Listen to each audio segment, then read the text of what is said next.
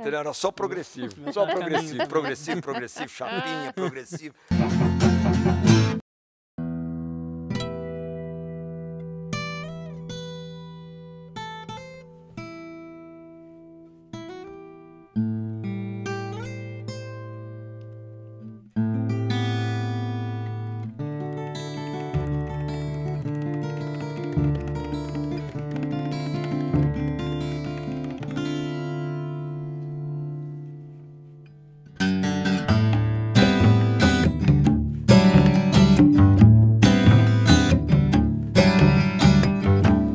My everything's a mess, but don't be unkind. Don't mean I'm blind. Perhaps there's a thing or two I think of lying in bed. Should have said, but there it is.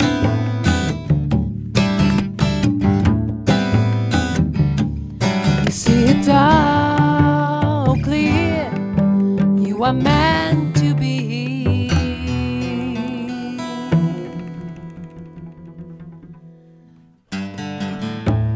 From the beginning,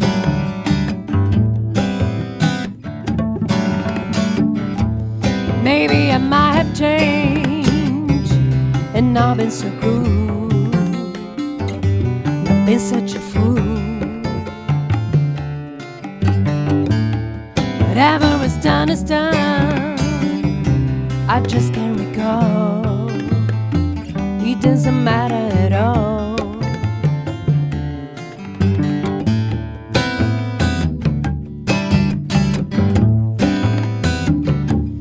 You see it's all clear. You are meant to be.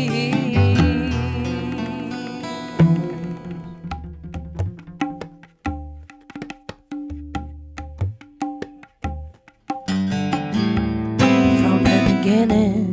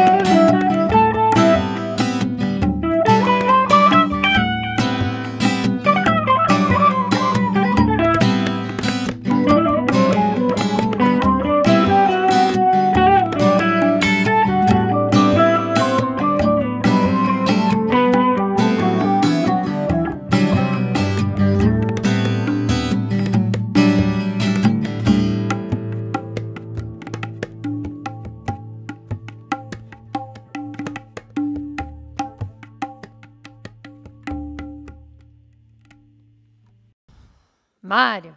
Ana. Emílio. Ana. E aí? Tudo bom, Emílio? Tivemos o Emílio aqui hoje. Ô, Mas ainda posso falar uma coisa pra você? O quê? Não, fala que você ia falar do Emílio. Não, eu ia falar do Emílio. O Emílio tá aqui Grande com a gente Emílio. hoje. Grande Emílio baterista, Martins. percussionista e outros istas aí. uma grande Nossa. honra. Agora é bom velho e Malabarista. que mais? Quê? Bom velho e... E o Emílio. E o Emílio. Bom velho e Emílio. O Emílio não é mole. Emílio de São Carlos. São Carlos, um abraço pra você, São Carlos. Pô, São Carlos... São Carlos é querido. São Carlos é família. Mas, São família Ana, total. vou falar uma coisa pra você, também você não sabia, mas que antes do alisamento progressivo, Que você- já existia o rock progressivo, né? Você sabia disso? E a gente tocou uma música agora dessa coisa que é o rock progressivo, né? Pô, Que coisa. E tem uma coisa do rock progressivo que eu acho bacana, que é o seguinte, que não é todo mundo que gosta de rock and roll que gosta do rock progressivo. Tem gente que gosta, assim, que acha... O pessoal que gosta mais daquele rock de raiz, aquela coisa mais visceral, não gosta muito do rock progressivo, porque o rock progressivo era uma coisa mais lapidada, psicodélica, musicalmente, psicodélica e lapidada. Assim, os caras eram geralmente músicos muito bons, né? Assim, músicos excepcionais que acabaram entrando e fazendo esse rock mais sei lá, mais trabalhado musicalmente, né? E hoje a gente fez uma música do Emerson Lake and Palmer. Você sabe, você tem alguma coisa para falar deles? O que você queria falar? Do Greg Lake? Não, na verdade, o que eu ia falar é que eu sei que a banda explodiu depois do festival de Isle of Wight. E que, inclusive, não era, sabia, Emílio, para ser o Carl Palmer na bateria. Não era? Eles queriam muito o Mitch Mitchell. Não, é o contrário, deixa eu falar. Não, é o seguinte. Não, é verdade. Foi o seguinte. Vou contar toda a história, porque eu sou amigo dos caras, né? Eu conheço todo mundo. Jogava bola, né? Lá em São Carlos. Jogava lá em São Carlos. Aqui em São Carlos jogavam bola. Bom, o Keith Emerson tocava no The Nice, né? Que era uma banda, era um trio que ele fez, e já tinha um certo nome, era Nice, né? Era The Nice. The Nice. Eu sei essa história. O Greg Lake era vocalista do King Crimson. Os dois tocavam em duas bandas legais. Eles se encontraram nos shows, tanto em Londres como uma vez eles foram tocar nos Estados Unidos, São Francisco, acho que foi. Isso, e no Fillmore. No Fillmore West, em São Francisco, e daí eles se encontraram, o Greg Lake e o Emerson, né? E daí eles falaram, vamos tocar junto. Eles já estavam afim de tocar junto. O Emerson estava afim de sair do Nice e o Greg Lake estava afim de sair do King Crimson, né? Não aguentava mais Robert Fripp. O Robert Fripp teve aquelas escalas estranhas, né? É maravilhoso, né? Maravilhoso. A turma é maravilhosa, o King Crimson. Bom, enfim. Essa época eu não sei se é coincidência, mas essa época de 70 até 78... É demais. São os discos que eu mais gosto, assim, que mais tocam o coração, assim, impressionante. Eu acho demais. Eu fiquei nessa época, eu entrei nesse rock, eu não fazia mais nada, era só progressivo. Por isso que meu cabelo ficou assim. Por isso que estragou o cabelo, né? Ó, era só progressivo. Só progressivo, chapinha, progressivo.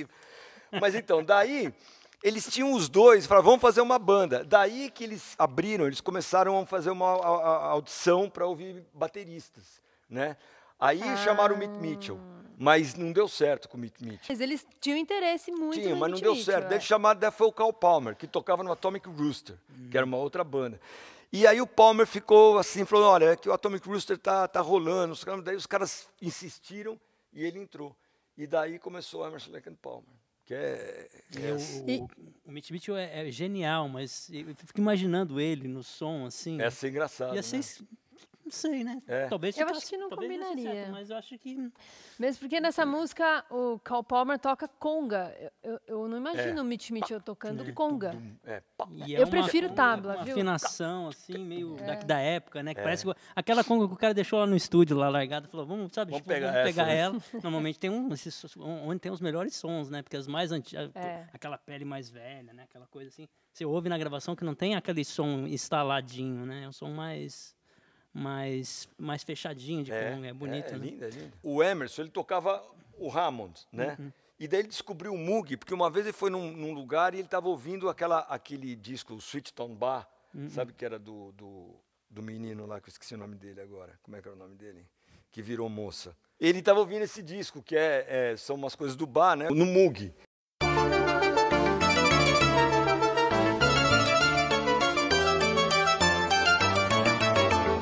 Conhecia, né? Aí ele ficou chapado com o som, daí ele conheceu um amigo dele, tinha um Moog, emprestou para ele, e ele usou no Nice uma vez, ele começou a usar o Moog, e daí foi essa coisa, daí ter aqueles negócios. Aí começou essa era, né, dos teclados, né, que os caras ficavam com 30 teclados, né, tudo aqui, né, não tinha o Rick MIDI, Wakeman, né? Era tudo... porque não e você imagina as viagens dos caras, né, porque era o lado A, né, do disco inteiro era uma música, era uma e o lado música B só. era outra música. Eram duas músicas, né, que era tipo... 13 13 minutos. Isso que é legal, porque o Greg Lake quebrava nisso. Ele sempre tinha uma canção dele nos discos. Era super instrumental, complicado, aquelas coisas, né? Eles tocavam Pictures at an Exhibition, do Mussorgsky, né? Que ele fez aquele, que ele é super legal, mas tinha sempre uma canção do Lake lá, né? E o Lake, ele é um baixista absurdo, um cantor ridículo de bom e toca guitarra pra cacete. Então, sempre tinha uma coisa lá. E é um compositor maravilhoso. Todas as músicas dele, né, em todos esses discos dele, são maravilhosas, né? A impressão que dá é que parece que esse povo, eles ficavam muito tempo numa chácara. O rock progressivo basicamente começou na Inglaterra. Sim, né? Basicamente na Inglaterra e com eles, né? Essa onda progressiva veio mais na Inglaterra, né? Com Pink Floyd, com Emerson, Lake and Palmer, com Yes, e eu até ouvi que coisas Gentle do Giant, Jimmy Page, dessa época o Jimmy Page, por exemplo, ele ouvia bastante devia ouvir, né? essa galera aí. Devia ouvir. E foi muito influenciado, né? Porque era sons de guitarra. Você pega essas coisas do Zeppelin, mais do quarto disco em diante, né? É super, disco. Né? E também tem a coisa do... viagem, né? Como a gente trouxe aqui a tábua para a gente fazer, ele foi um dos primeiros caras, antes do George Harrison, que já tinha uma cítara nessa época, né? Então os caras já estavam ligados nessa coisa da sonoridade. E depois, mais pra frente, começou, né? Aquela coisa dos Beatles, coisas de Índia, né? Daquela sonoridade diferente. Foi por ali, 68, por ali. É que com os Beatles, é aquele negócio, né? Com os Beatles, quando eles lançavam, era diferente, porque daí era explodia, todo mundo copiava, fazer qualquer coisa. Né? E nessa época o Jimmy Page era de estúdio só, né? Era mais de estúdio, Ele era pesquisador, ele tinha todas as guitarras, as coisas. Né? Ele tem aquelas viela de roda, aquelas coisas. Então, esses ingleses, eles começaram a usar isso. Aí o pessoal, acho que tinha um pouco de... Assim, porque já não era aquela coisa de você soltar e ficar dançando, né? Já era uma coisa mais contemplativa, já tinha que... mais de ouvir mesmo, né? Sentar, né? O LSD já rolava nessa época, né? Já. Isso tem a ver, né? Total. Tem, né? Acho que essa coisa tem uma viagem, você pega umas coisas do Você ouve os sons assim, você percebe que ali tem algumas coisas que os caras vão para um outro planeta. Né? Completamente outra dimensão, né? Yes, King Crimson. É o teu pessoal, né, Manga? Esse aí é o seu pessoal. É minha turma, eu gostava disso. Turma, né? Essa é minha turma, eu gosto. Eu amo esses caras. Você pega, por exemplo, o Steve Howe, que era o guitarrista do Yes, ele não parece com ninguém. Ele é uma coisa... Parece com você. Vocês são bem parecidos, vai ficando velho, vai ficando tudo igual, né? Vai branqueando. Dizem isso, né? Que os homens vão ficando mais velhos e... Velhas, os homens. O Paul McCartney tá com cara de senhora, por exemplo. Né? Então, mas que os homens vão ficando todos parecidos com o Sean Connery. Velho. Não com esse nariz, né? Não. Eles dizem que os homens vão ficando todos parecidos com o Sean Connery. E as mulheres também. Então vamos lá. Um nariz desse no Sean Connery acabou com a carreira dele. Como assim? Mas imagina, o Sean Connery, ele só foi chamado para fazer o 007, 007, por causa do nariz. Mas não vamos falar sobre isso. Vamos falar um pouco desse instrumento, né? Porque eu acho que é bacana, né? Lógico. É um instrumento que eu amo, assim, por causa do som, né? O som maravilhoso esse som. E são duas, né? Baia e Daia. Daia e Baia. Sempre esse nome? Baia e Daia? Ela é um instrumento mais do norte, da Índia, né? É um instrumento da cultura clássica indiana. E, assim, eu estudo um pouco o instrumento, mas eu não sou um tablista, né? Diferente do cara que é tipo um alarraca. Que alarraca é o deus da tabla e o filho dele é o Deus Júnior. É o Deus Júnior. Mas é que também os eles já nascem literalmente... Exatamente. Nascendo se você já põe, joga em conforme o som, já sabe. Já sabe se quer comer, se tá chorando, não chora. Toca e vem, né? Exatamente. Não, hoje em dia você vê uns meninos de 2 anos na internet tocando, que você fica louco, assim, né? Mas é coisa cultural, né? Como tudo, né? Aquela coisa que eles falam, aquela coisa com a boca que eles falam, né, que você estava fazendo, isso daí são... Então, você aprende junto? Então, esse é um tipo de estudo que eles usam lá na Índia, e para cada instrumento tem vários tipos de sílabas diferentes, né? Para as tábuas, ela tem umas sílabas mais específicas, assim. Por exemplo, o na, quando você toca aqui... É na.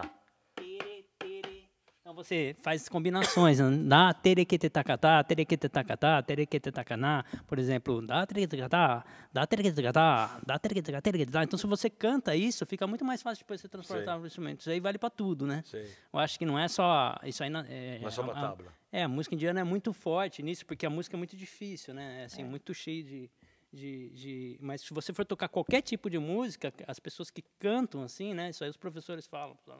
Quanto mais você canta, melhor você vai tocar, entendeu? Mas isso aqui tá até com a gente também, né? É. Aqui no Ocidente. Quando você canta uma frase, você tem na cabeça, vai ser mais, né? Exatamente. É bacana, né? A voz é o começo de tudo, né? É o começo de tudo. E a tá mais perto, né? Primeiro a voz, depois os pais, depois os filhos, depois os netos, né? Tá vendo? Os netos, assim vai... Nossa, essa daí já é pra fechar, né? Pra fechar. Não, posso oferecer uma coisa? Claro, você vai fazer uma oferenda? Vou fazer uma oferenda. Queria oferecer esse programa para o meu amigo X-Salada, o Sérgio Paulic, que é o filho do seu Oswaldo lá, por isso que ele chama X-Salada. Tá mandando pro céu. O filho do seu Oswaldo lá do Ipiranga, do seu Oswaldo, que é o melhor X-Salada do mundo, né? Na minha opinião. Mas o X... Melhor que os de São Carlos, porque São Carlos... Não, desculpa, eu não conheço São Carlos, mas é melhor. São Carlos de lanche... Sério, cara? Não, mas o X-Salada do seu Oswaldo é... Bom, mas um dia a gente vê como é que é. Mas eu estou falando do X-Salada porque ele que me apresentava tudo isso, o Sérgio. A gente saía da escola, ele que me apresentou a primeira vez o Emerson, Lake and Palmer, o Yes, o Jethro Tull, né? King Crimson, Gentle Giant. E daí...